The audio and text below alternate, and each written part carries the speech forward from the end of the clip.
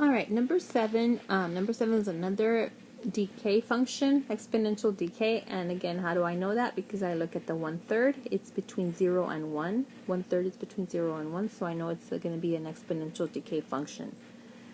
So my reference points or anchor points are -1, 1 over b. And because b is a third, I take the reciprocal of 1/3, and it's -1/3. Second one is 0, 1, and the third one is 1b. Okay, my a value, I look at the number in front of parentheses, and all I see is a negative, so that tells me that the a is -1. My h value, that's the number up here, so that's 2. And the k value, well, there's nothing added or subtracted here, so that tells me k is 0. Okay, go ahead and we're going to multiply the y's by -1. So that's going to give you -1, -3. So -1, -3. And then 0, -1. And then 1, -1/3. Okay? The next step, we're going to add 2 to the x's, but we're not going to do anything to the y's. So only the x's are going to change. So we're going to get 2 minus 1 is 1, and the y stays the same. 2 plus 0 is 2, the y stays the same. And 2 plus 1 is 3, the y stays the same. Okay, so here are the ones that we're going to be graphing, these 3. Okay, so again, since the points were all positive, negative, we see mostly quadrant 4 on the graph. Okay, down here, so the points here are all positive, negative. So first thing we do is we're going to add in our horizontal asymptote, which is y equals 0. So it's going to be right on the axis, on the x-axis, right there.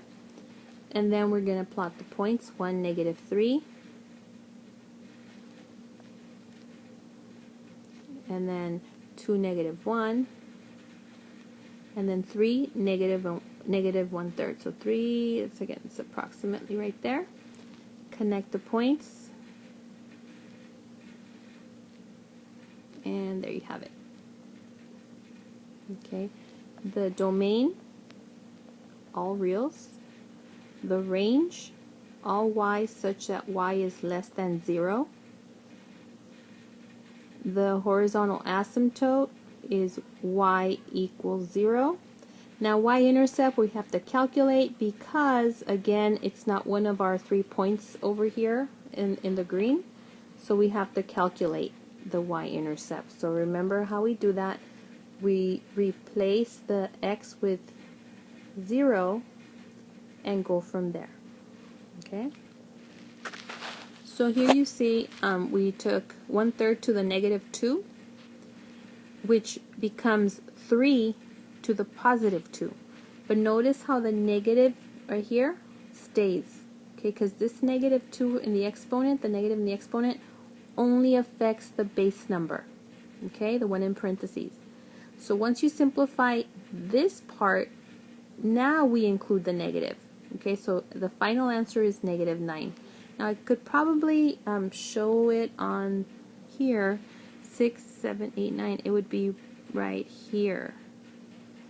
Okay, so if I extended it, this would be -9. So it's messy, but it would be something like that. That's where it would pass it.